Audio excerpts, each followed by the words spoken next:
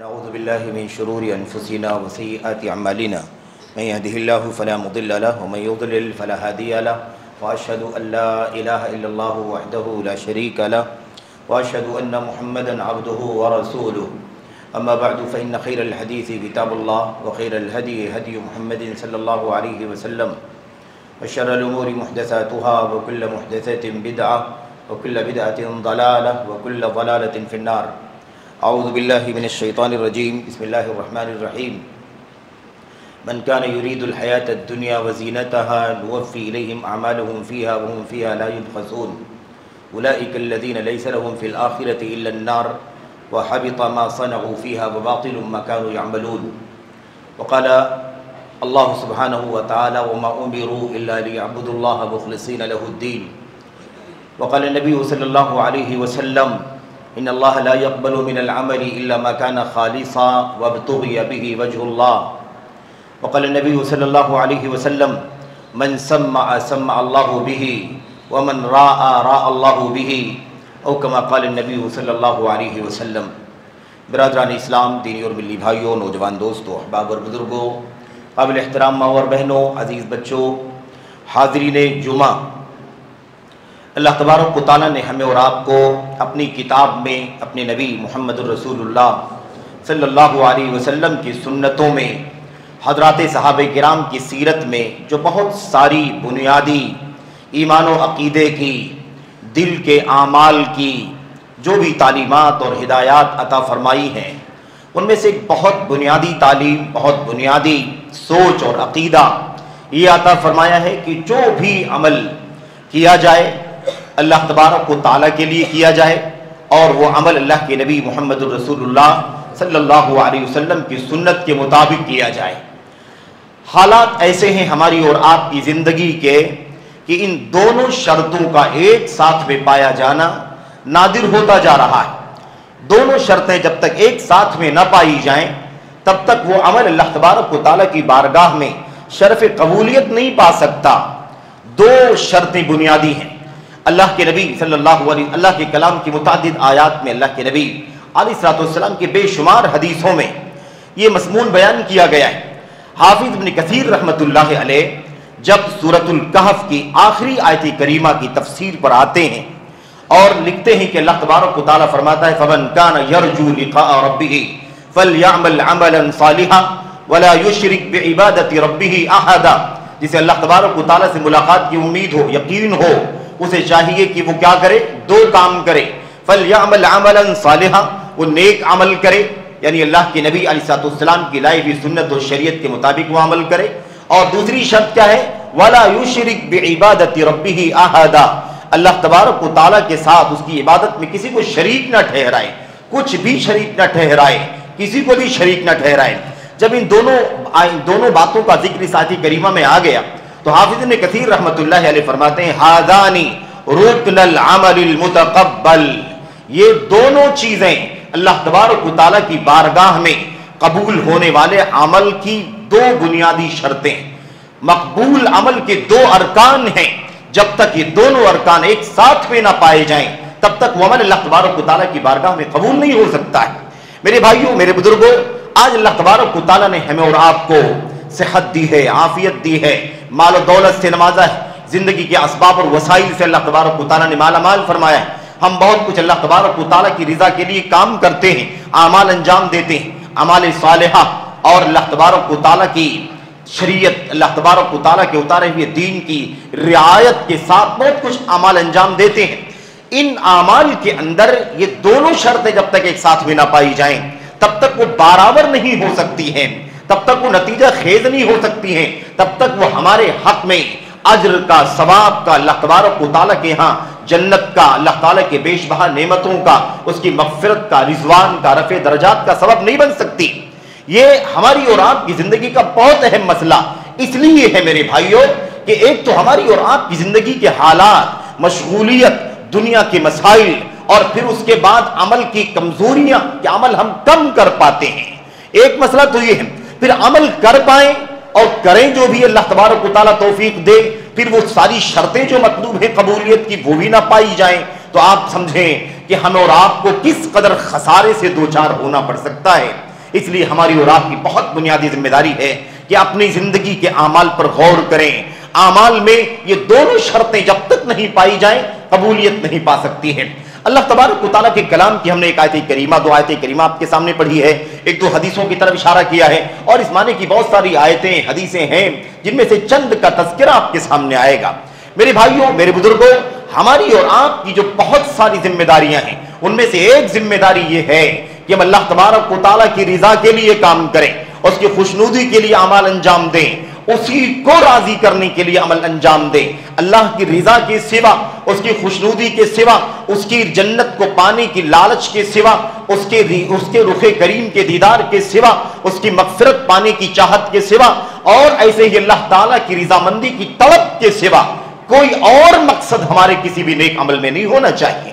اللہ تعالیٰ ہمیں اور آپ کو یہ جذبہ، یہ شوق اور یہ فکر ہر عمل میں پیدا کرنے کی توفیق عطا فرمائے. اور اللہ تبارک و تعالیٰ جو کچھ بھی ہم کریں وہ ہمارے اور آپ کے نبی محمد الرسول اللہ صلی اللہ علیہ وسلم کی لائی ہوئی تعلیمات، بتائی ہوئی ہدایات، تعلیمات کے مطابق ہو.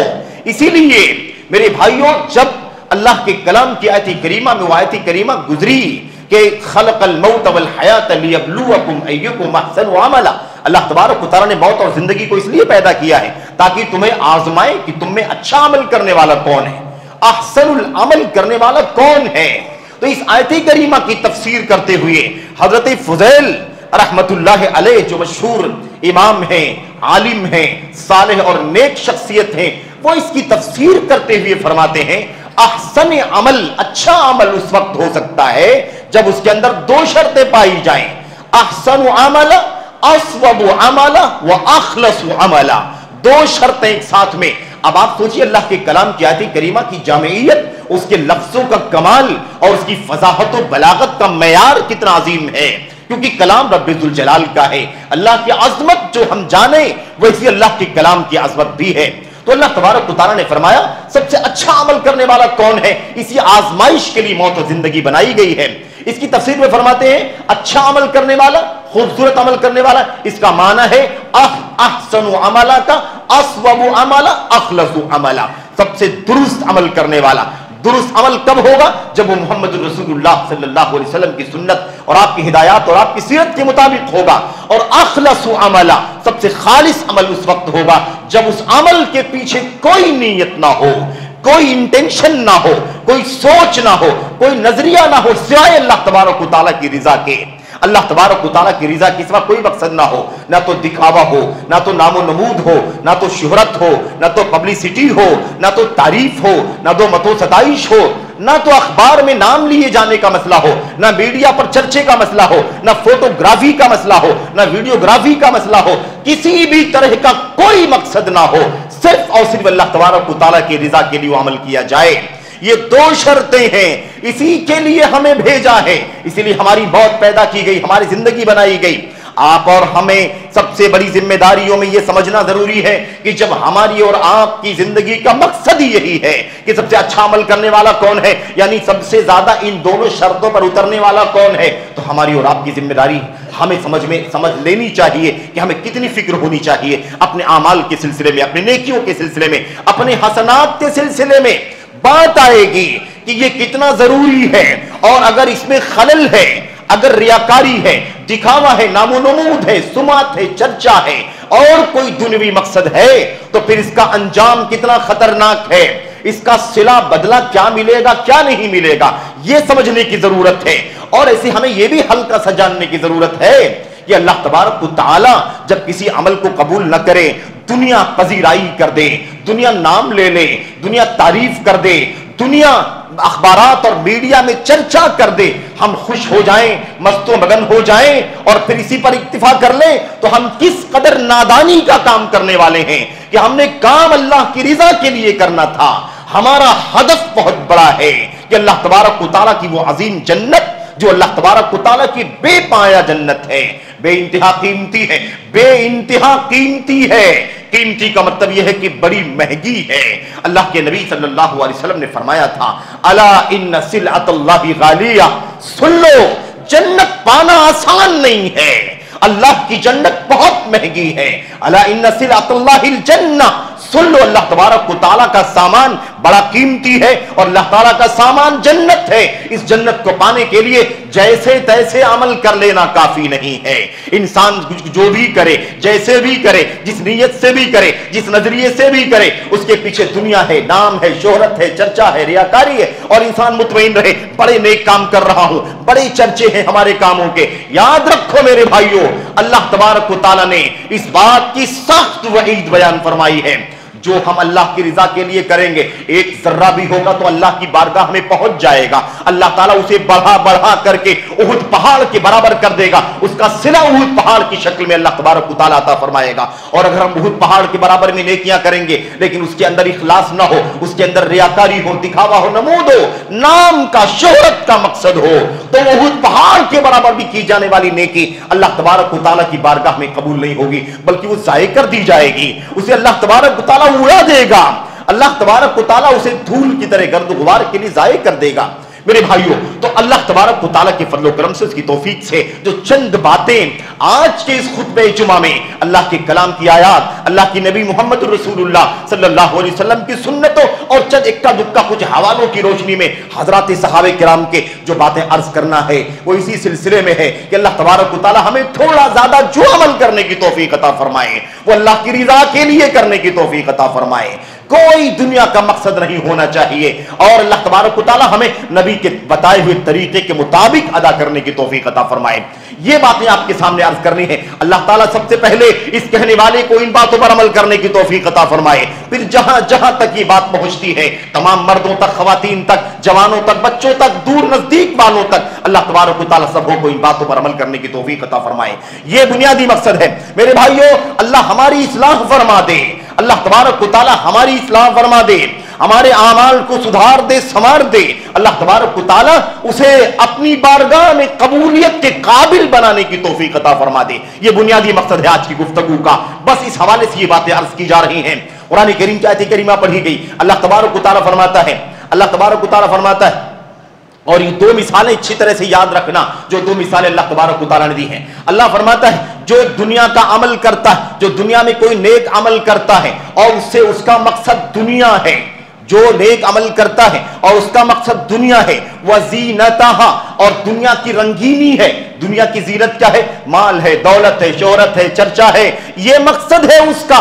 اللہ فرماتا نوفی الیہم اعمالہم فیہا، تو ہم اس کے ان اعمال کا بدلہ پورا پورا اسی دنیا میں دے دیں گے. یہ اس دنیا میں رہتے ہوئے دنیا چاہے گا، دنیا کی رنگینی چاہے گا، دنیا کی زیب و زینت چاہے گا، دنیا کی تعریفیں اور ستائشیں چاہے گا. اللہ فرماتا پورا پورا اس کا بدلہ دنیا ہی میں دے دیں گے. آخرت میں وَهُمْ فِيهَا لَا يُبْخَسُونَ، دنیا میں تو جو بھی اس کا مقصد ہوگا، نام نمود چرچے کا، سب اسے مل جائے گا، پورا پورا مل جائے گا. اس میں کوئی خسارہ نہیں ہوگا، اس میں کوئی دنیا کے مقصد میں کوئی ناکامی نہیں ہوگی، کوئی گھاٹا ٹوٹا نہیں ہوگا. لیکن اللہ تبارک و تعالیٰ نے فرمایا اگلی آیت میں اولئک الذین لیس لہم فی الآخرہ، آخرت میں ایسے لوگوں کا کوئی بدلہ نہیں ہوگا. آخرت میں اللہ تبارک و تعالیٰ ایسے لوگوں کو کوئی بدلہ عطا نہیں فرمائے گا. اللہ فرماتا ہے وَحَبِطَ مَا صَنَعُوا فِيهَا وَبَاطِلٌ مَا كَانُوا يَعْمَلُونَ، جو کچھ بھی ان لوگوں نے دنیا میں کیا تھا وہ سارے کام حبیطہ، ضائع ہو جائیں گے، اکارت ہو جائیں گے، برباد ہو جائیں گے. انسان امیدیں لگا کے بیٹھا رہے گا، میں نے اتنے ساری نیکیاں کر رکھی ہیں، اتنی نمازیں ہیں، اتنے روزے ہیں، اتنے صدقات و خیرات ہیں، اتنے حسنات ہم نے جمع کر رکھے ہیں. آدمی توقع کر کے بیٹھے گا اس کا صلہ ملنے والا، اس کا بدلہ ملے گا، اس کے بدلے میں اللہ جنت دے گا، اونچے مقام عطا فرمائے گا. اللہ فرماتا حبط ما صنعوا فیہا، جو کچھ انہوں نے دنیا میں کیا ہوگا سب اکارت ہو جائے گا. وباطل ما كانوا يعملون، اور جو کچھ بھی محنت مشقت کرتے رہے ہیں سب کا سب اکارت ہو جائے گا، باطل ہو جائے گا، یعنی اس کا کوئی کاؤنٹ نہیں کیا جائے گا، ایسے ہی ویسٹ ہو جائے گا. یہ اللہ کے کلام کی آیت کریمہ سبق دے رہی ہے، مسلمانوں پیغام دے رہی ہے کہ ہمیں دنیا میں اللہ کے لیے، آخرت کے لیے کام کرنا ہے، ہمیں دنیا میں دنیا کے لیے کام نہیں کرنا ہے. یہ ہماری اور آپ کی ذمہ داری. اگر ہم نے ایسا کیا تو یہ سب کا سب یہیں کا یہیں دھرا کا دھرا رہ جائے گا. ہم نے چاہا تعریف مل جائے، بڑی تعریف ہو جائے گی. ہم نے چاہا کہ میڈیا میں نام ہو جائے، بڑا نام ہو جائے گا. ہم نے سوچا فوٹوگرافی ہو جائے، बड़ी तस्वीरें वायरल हो जाएंगी। हमने सोचा कि लोग तारीफें करते फिरे, फला ऐसा है, फला ऐसा है, फला ऐसा है, ये सब मिल जाएगा। अल्लाह ने फरमाया नुवफ़्फ़ी इलैहिम, पूरा पूरा बदला मिल जाएगा जो जो चाहा। कोई खसारा नहीं होगा दुनिया के मामले में, यहां खसारा नहीं होगा, दुनिया का मकसद हासिल हो जाएगा। आखिरत में कोई बदला नहीं मिलेगा, सारी नेकियां जो कुछ भी हमने दिखावे के लिए की थी सब की सब अकारत हो जाएंगी। मेरे भाइयों, अल्लाह तबारक व तआला फरमाता है वमा उमिरू इल्ला लियअबुदुल्लाह मुखलिसीन लहुद्दीन। इनको इसी बात का हुक्म दिया गया है, मुसलमानों, हमको आपको अल्लाह ने अपने बंदों को मुखातब किया, इनको इसी बात का हुक्म दिया गया है कि सिर्फ और सिर्फ अल्लाह के लिए इबादत करें, मुखलिसीन लहुद्दीन, इबादत को उसी अल्लाह के लिए खालिस करके इबादत करें, बस इसके सिवा कोई और मकसद ना हो। खालिस का मतलब क्या होता है? प्योर होना, एकदम मिलावटों से पाक, एक जर्रा भी मिलावट नहीं चलेगी। मेरे भाइयों, हमारी और आपकी तबीयत की नफासत ये है कि हम अपनी दुनियावी मसलहतों में भी, मफादात के अंदर भी किसी भी तरह की मिलावट नहीं चाहते हैं, किसी भी तरह का खल्त-मल्त नहीं चाहते हैं।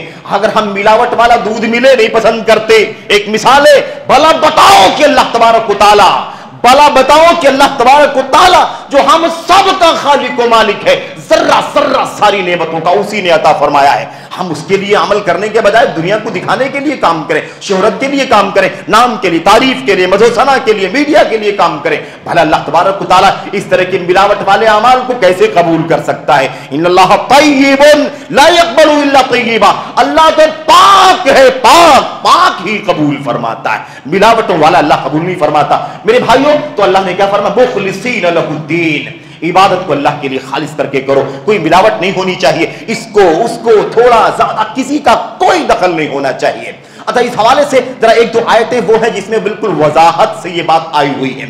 वजाहत से अल्लाह तबारक व तआला फरमाता है अरअयतल्लज़ी युकज़्ज़िबु बिद्दीन फ़ज़ालिकल्लज़ी यदउल यतीम वला यहुद्दु अला तआमिल मिस्कीन फ़वैलुल लिलमुसल्लीन अल्लज़ीना हुम अन सलातिहिम साहून अल्लज़ीना हुम युराऊन। अल्लाह ने क्या फरमाया? फ़वैलुल लिलमुसल्लीन, नमाज जिसके लिए हम यहां बैठे हुए हैं, अल्लाह के घर में हाजिर हैं। ये नमाज अल्लाह की तौहीद के बाद सबसे बड़ी नेकी है ना मेरे भाइयों, सबसे बड़ी नेकी है अल्लाह तबारक व तआला के यहां। तौहीद के बाद सलात अल्लाह तबारक व तआला के लिए। कुल इन्ना सलाती, आप कहिए मेरी नमाज अल्लाह ताला के लिए। सबसे पहले नमाज का जिक्र किया गया, अल्लाह के नबी मोहम्मद रसूलुल्लाह सल्लल्लाहु अलैहि वसल्लम से इतराफ करवाया गया, आपसे ऐलान कराया गया, आप कहिए कि मेरी नमाज, और फिर उसके बाद बकिया मेरी कुर्बानी और मेरा जीना मेरा मरना सब अल्लाह तबारक व तआला के लिए। नमाज सबसे पहली नेकी है कल्बे तौहीद के बाद। अल्लाह ताला ने यहां क्या फरमाया? फ़वैलुल लिल मुसल्लीन, नमाजियों के लिए बर्बादी है, जहन्नम की वादी है, जहन्नम का गढ़ा है, तबाही है, बर्बादी है।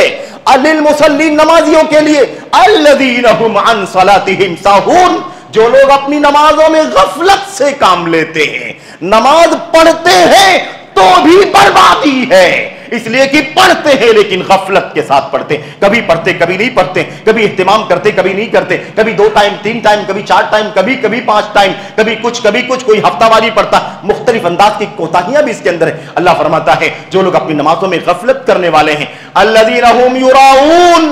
और दूसरा मसला क्या है? जो दिखावे के लिए नमाज पढ़ते हैं, रियाकारी के लिए। नमाज के लिए मस्जिद में ना आए तो लोग समाज का बाइकाट कर देंगे, मेरा कारोबार नहीं चलेगा, उसे सामान नहीं खरीदेंगे, मेरे बच्चों से शादियां नहीं करेंगे, मेरे यहाँ रिश्ता नहीं करेंगे, इसलिए फला फला फला मकसद के लिए भाई नमाज के लिए मस्जिद में आना चाहिए, ताकि लोग देखें नमाजी है हमारा बच्चा, हम भी नमाजी हैं, हमारा बच्चा भी। मिसाल बता रहा हूं मैं मेरे भाइयों, ये दुनिया। तो क्या फरमाया? अल्लज़ीना हुम युराऊन, जो लोग दिखावा करते हैं, ऐसे लोगों के लिए वैल है, बर्बादी। मेरे भाइयों, नमाजी है लेकिन कोताही थोड़ी बहुत होती है, रियाकारी होती है, अल्लाह फरमाता फ़वैलुल लिल मुसल्लीन, बर्बादी है उनके लिए। अंदाजा लगाओ कि नमाज ना पढ़ने वालों का क्या अंजाम होगा। अगर पढ़ने वालों के लिए बर्बादी है, गफलत और रियाकारी की वजह से उनका अंजाम ये है। मेरे भाइयों, मुनाफिकों के बारे में अल्लाह तबारक व तआला ने क्या फरमाया? मुनाफिकों के बारे में अल्लाह फरमाता है इन्नल मुनाफिकीना युखादिऊनल्लाह व हुवा खादिऊहुम व इज़ा कामू इलस्सलाति कामू कुसाला युराऊनन नास व ला यज़कुरुनल्लाह इल्ला क़लीला। ये मुनाफिकीन अल्लाह को धोखा देते हैं, हालांकि धोखे में है ये लोग नमाज में खड़े होते हैं तो बड़ी कोताही से खड़े होते हैं, बड़ी कोताही से, कसल से, यानी क्या मतलब? चुस्ती नहीं होती, क्योंकि अंदर ईमान नहीं है उनके यहाँ ईमान अंदर नहीं है, दिखावा है।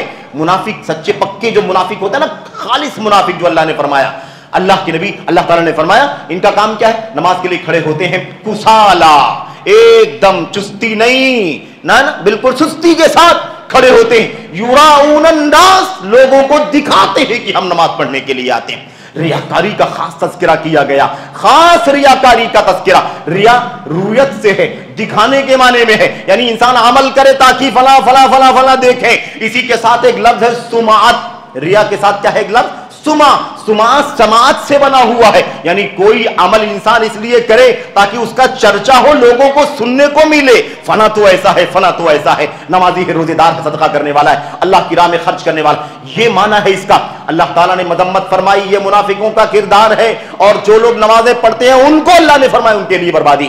میرے بھائیو اس معنی کی بہت ساری آیتیں ہیں، بہت ساری آیتیں ہیں۔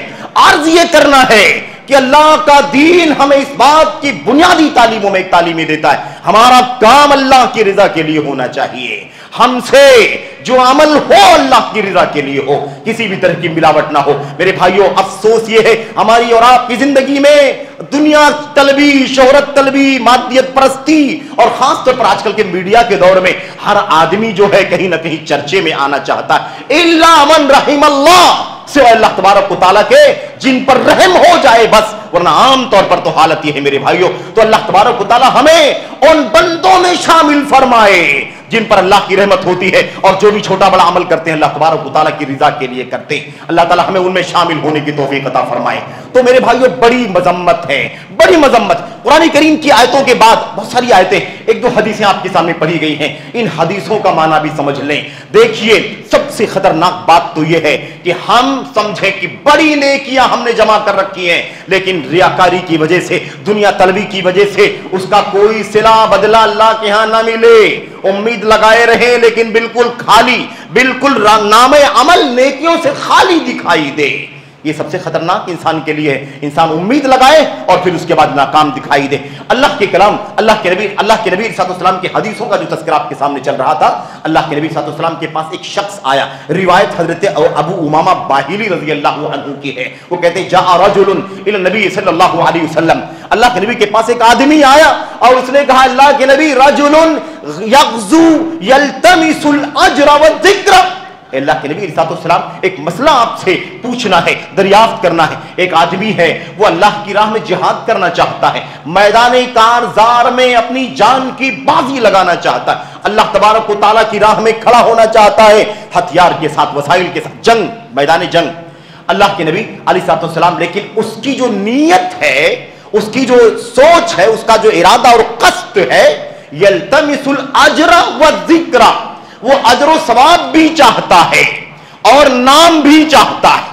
اب یہاں پر ملاوٹ والی بات میں آپ کو بتانا چاہتا ہوں کہ ملاوٹ بالکل نہیں چلے گی اللہ تبارک و تعالیٰ کے ہاں۔ کوئی پرسنٹیج نہ نکالنا شروع کر دے کہ میں نے یہ کام کیا ہے، اس میں 50% تو اللہ کی رضا تھی اور 50% میں نے سوچا تھا کہ دنیا کو بھی پتا چلے گا، میرا نام ہوگا، ذرا دل بڑا ہو جائے گا میرا، تو مجھے آدھا تو ثواب ملنا چاہیے، آدھا ویسٹ ہو جائے، ضائع ہو جائے، آدھے کا تو ثواب ملے گا اللہ تبارک و تعالیٰ کے ہاں۔ ہماری اور آپ کی مادی سوچ اس طرح کا حساب کتاب کرنے پر کبھی کبھی لگا دیتی ہے، کبھی کبھی ہمارے ذہنوں میں ایسے حساب کتاب آ جاتے ہیں، ذرا اس کا بھی ازالہ ہو جانا چاہیے۔ اللہ کے نبی علیہ السلام، ایک آدمی جہاد کرنا چاہتا ہے لیکن اس کا مقصد دو ہے، الاجر والذکر، وہ ثواب بھی چاہتا ہے اور نام بھی چاہتا ہے۔ ماذا لہو، اے اللہ کے نبی ایسے آدمی کو کیا ثواب ملے گا؟ آپ نے فرمایا لا شیء لہ، کچھ نہیں ملے گا اسے۔ اللہ اکبر، اللہ اکبر۔ آپ سوچئے کہ اس میں اجر کی نیت ہے، ایسا نہیں ہے کہ اجر چاہتا ہی نہیں ہے، اللہ کی رضا مقصد ہی نہیں ہے، صرف اور صرف نام چاہتا، ایسی بات نہیں ہے، اور وہ بھی اجر پہلے، الاجر والذکر، نام بعد میں۔ کیا ملے گا؟ لا شیء لہ، اللہ کے نبی صلی اللہ علیہ وسلم نے صاف جواب دیا اسے کچھ نہیں ملے گا۔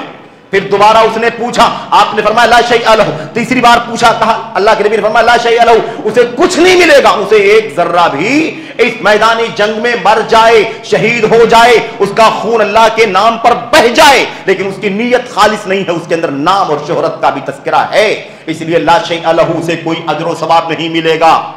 اللہ اکبر۔ آپ سوچئے یہ کتنا بڑا مسئلہ ہے، آنکھوں کے سامنے جان جائے گی اللہ تبارک و تعالیٰ کی راہ میں، بیوی بیوہ ہو جائے گی، بچے یتیم ہو جائیں گے، لیکن نبی فرماتے ہیں لا شیء لہ، اسے کچھ نہیں ملے گا۔ اللہ اکبر. اس کے بعد جب 2 بار 3 بار سوال کیا تو اللہ کے نبی نے قاعدہ بتا دیا. اللہ اکبر. آج ہم یہ نہ سوچیں کہ مسئلہ جہاد کا تھا، یہ مسئلہ جہاد کا ہو، نماز کا ہو، روزے کا ہو، صدقہ کا ہو، خیرات کا ہو، قربانی کا ہو، کوئی بھی عمل ہو نیکی کا، اللہ کے نبی نے قاعدہ بتا دیا. اسی حدیث کے اندر آپ نے فرمایا ان اللہ لا يقبل من العمل الا ما كان خالصا وابتغي به وجه اللہ. اللہ تبارک و تعالیٰ کوئی عمل قبول نہیں فرماتا ہے سوائے اس عمل کے جو خالص اللہ تبارک و تعالیٰ کے لیے ہو. وابتغي به وجه اللہ، اور اس عمل سے اللہ کی رضا تلاش کی گئی ہو. اللہ کی رضا کی جستجو کے بغیر کوئی بھی اور مقصد ہوگا اللہ تبارک و تعالیٰ لا يقبل، اللہ قبول نہیں فرماتا ہے. اللہ قبول نہیں فرماتا ہے. اعلان ہے اللہ کے کلام کی آیتوں میں انما يتقبل اللہ من المتقین. اللہ کے نبی فرماتے ہیں لا يقبل من العمل الا ما كان خالصا وابتغي، خالص اللہ تبارک و تعالیٰ کے لیے. اب یہاں اللہ کے نبی نے کیا فرمایا؟ من العمل، کوئی بھی عمل قبول نہیں فرماتا، چاہے وہ جہاد ہو، چاہے وہ حج ہو، عمرہ ہو، صدقہ ہو، خیرات ہو، نماز روزہ صدقہ کچھ بھی ہو، کوئی بھی عمل اللہ قبول نہیں فرماتا سوائے اس کے جو اللہ تبارک و تعالیٰ کے رضا کے لیے کیا گیا ہو. میرے بھائیو، میرے بزرگوں، اس حوالے سے بہت ساری باتیں ہیں، لیکن مقصد یہ ہے کہ چند آیتیں اور چند حدیثیں محمد رسول اللہ صلی اللہ علیہ وسلم کی ہماری دل کی کیفیت بدل دیں، ہمارے دل کے اندر سے ریاکاری کا، نام کا، شہرت کا، چرچے کا، تعریف کا جو بھی شیطانی وسوسہ ہے وہ دل سے نکل جائے اور ہم اپنے عمل میں مخلص ہو جائیں، خالص عمل کرنے والے ہو جائیں. یہ ہماری سب سے بنیادی ذمہ داری ہے. میرے بھائیوں، میرے بزرگوں، میں آپ سے یہ بھی عرض کرنا چاہتا ہوں کہ اس کا انجام کیا ہوگا. اللہ نے فرما دیا قبول نہیں کرے گا یعنی اجر بھی نہیں ملے گا، ثواب بھی نہیں ملے گا. قیامت کا دن ہوگا، قیامت کا دن ہوگا، ہم عمل کر کے دنیا میں دکھاوے کی ملاوٹ کے ساتھ عمل کر کے اللہ کے سامنے حاضر ہوں گے اور امید لگائے بیٹھے ہوں گے اجر و ثواب ملنا ہے. ہم نے لاکھوں کروڑوں کا دان کیا ہے، غریبوں کو ہم نے کھانا کھلایا ہے، ہم نے پیکٹ بانٹ کر کے کچے پکے راشن یا کھانا غریبوں کو پیٹ بھرا ہے، ہم نے کپڑے پہنائے ہیں غریبوں کو، ہم نے قربانی کے جانور غریبوں تک پہنچائے ہیں، ہم نے اپنے پرائے کا خیال کیے بغیر جو بھی ضرورت مند تھا اللہ تبارک و تعالیٰ کے بندوں میں سے ہم نے اپنے مال سے اس کی مدد کی ہے، اس کی نصرت کی ہے. یہ ہم سوچ کے بیٹھے ہوں گے، لیکن قیامت کا دن ہوگا اسی امید کے ساتھ کہ اللہ اجر دے گا اور اجر کا بھرمار ہو جائے گی. لیکن قیامت کا دن ہوگا اللہ تبارک و تعالیٰ جب اعمال پر اجر دے رہا ہوگا، اللہ تبارک و تعالیٰ عمل کا ثواب دے رہا ہوگا، جب اللہ تعالیٰ ہم سب کو ریاکاری سے بچنے کی توفیق عطا فرمائے. ہم ریاکار اللہ کے سامنے کھڑے ہوں گے، اللہ ہماری نیکیوں کا اجر، اللہ ہماری نیکیوں کا اجر. اللہ تبارک و تعالیٰ فرمائے گا تم لوگوں نے تو دکھاوے کے لیے عمل کیا تھا، لوگوں کے نام اور چرچے کے لیے تم نے عمل کیا تھا، بھلا بتاؤ کہ تم نے میرے لیے کیا نہیں، خالص میرے لیے نہیں کیا، تمہیں اجر کہاں سے ملے گا؟ اللہ فرمائے گا انظروا اذهبوا الى من عملتم له انظروا هل تجدون عندهم جزاء. جن لوگوں کو دکھانے کے لیے، جن کی تعریف لینے کے لیے، جس میڈیا کا فوٹو حاصل کرنے کے لیے، جس میڈیا کا ویڈیو حاصل کرنے کے لیے، جن لوگوں کی زبانوں سے تعریف کے پل بدھوانے کے لیے تم نے تعریف کروانے کے لیے یہ نیکی کے کام کیے تھے، انظروا اذهبوا الیہم، ان کے پاس جاؤ، اگر وہ تمہیں اجر و ثواب دے سکتے ہو تم سے لے لو. اللہ هل تجدون عندهم جزاء، جاؤ دیکھو کیا ان کے پاس تمہیں اپنی نیکیوں کا بدلہ ملتا، کیونکہ تم نے میرے لیے تو کیا نہیں تھا، جس کے لیے کیا تھا ان سے تم کو بدلہ ملنا ہوگا تو ملے گا. جاؤ میرے بھائیو، اس دن کون بدلہ دے سکتا ہے؟ نفسی نفسی نفسی. اے اللہ میں کہاں سے بدلہ دے سکتا ہوں؟ اے فلاں بندے میں تمہیں کہاں سے کام آ سکتا ہوں؟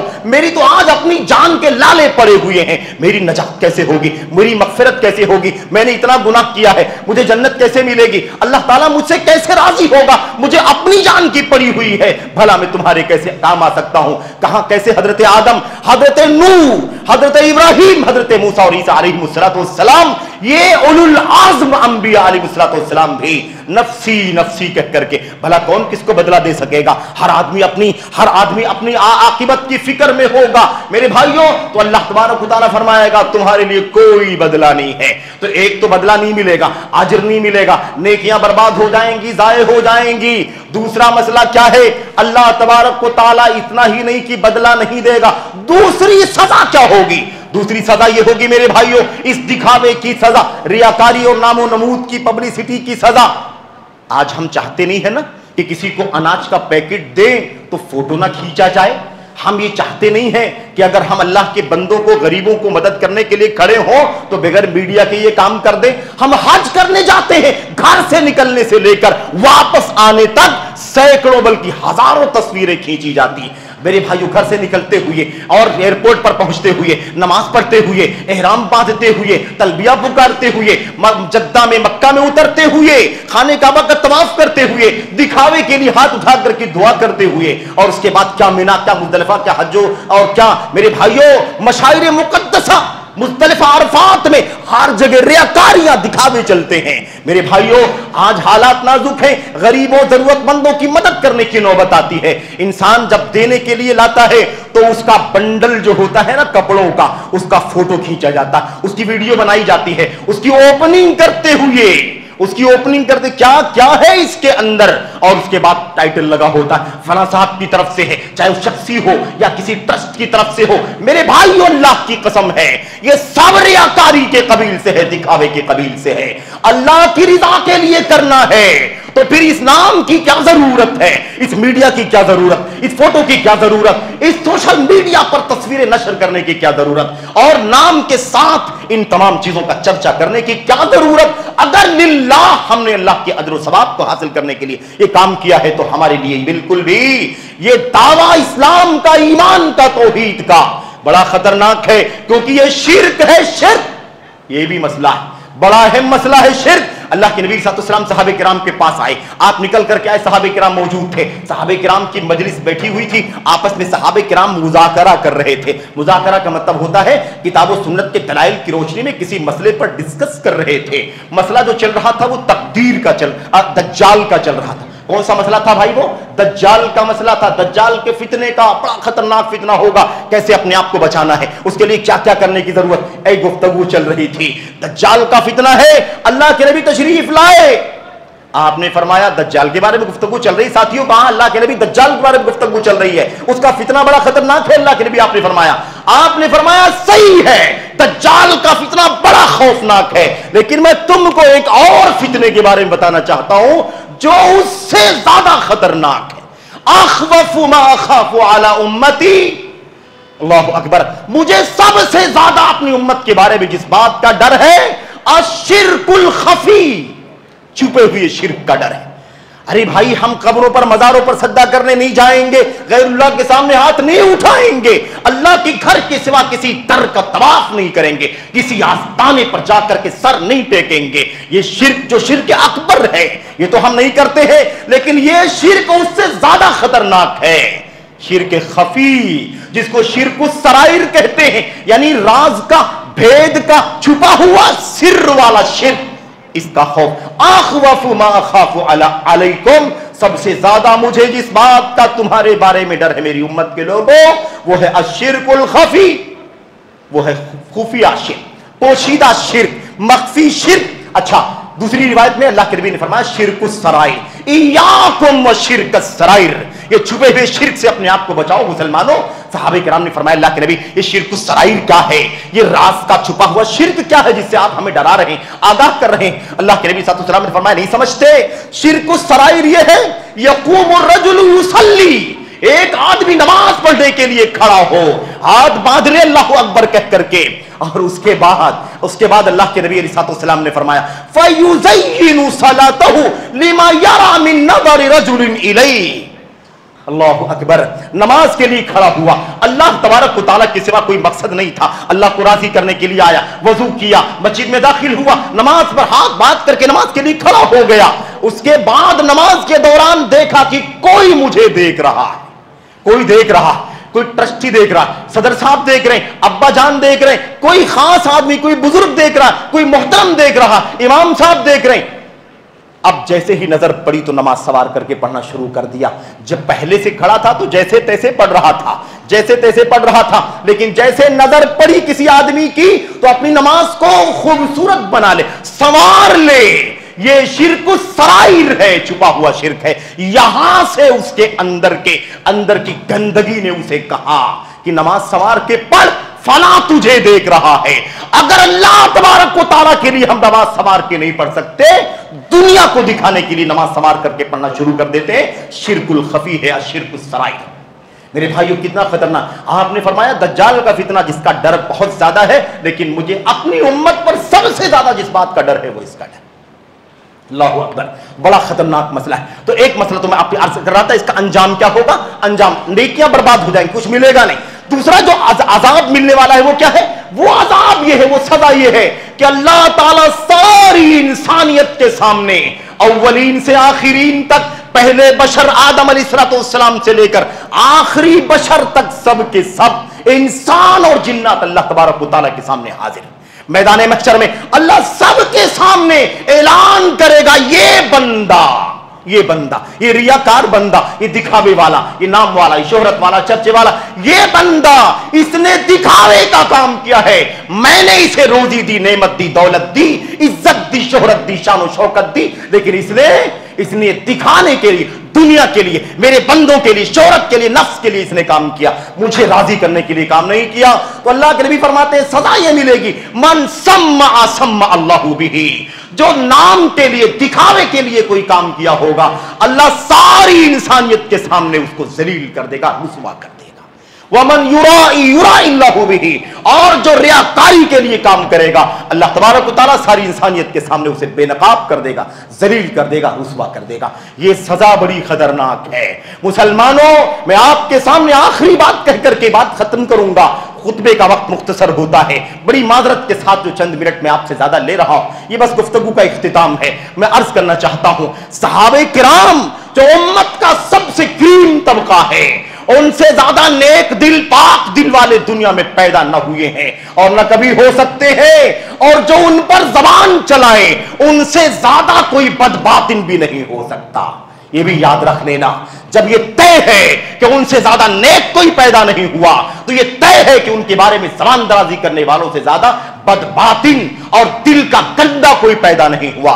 کیونکہ جن کی نیکی اور تقوی کی شہادت قرآن کریم دیتا ہے اور محمد رسول اللہ صلی اللہ علیہ وسلم دیتے ہیں, جا بجا دیتے, ان کے بارے میں زبان درازی کرنے والا, انہیں خائن کہنے والا, انہیں مختلف انداز کے القاب سے بہرحال نوازنے والا بھلا بد باطن نہیں ہوگا تو کون ہوگا؟ میرے بھائیوں, تو میں عرض کر رہا تھا, حضرت عمر بن خطاب کو جانتے ہیں کہ نہیں جانتے؟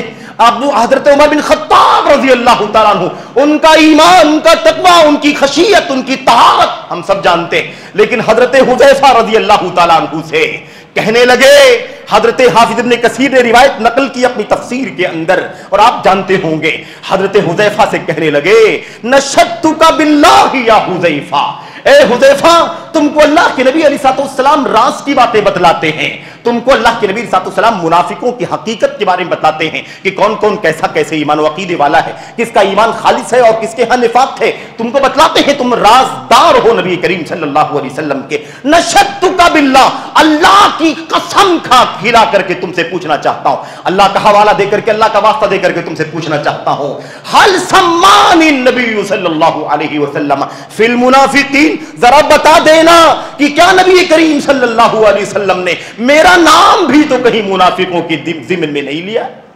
منافقوں کے نام تم کو بتلائے ہوں گے. اللہ کا واسطہ دے کر کے تم سے پوچھنا چاہتا ہوں, بتاؤ کہ کیا اللہ کے نبی علیہ السلام نے میرا نام بھی تو منافقوں میں نہیں لیا ہے؟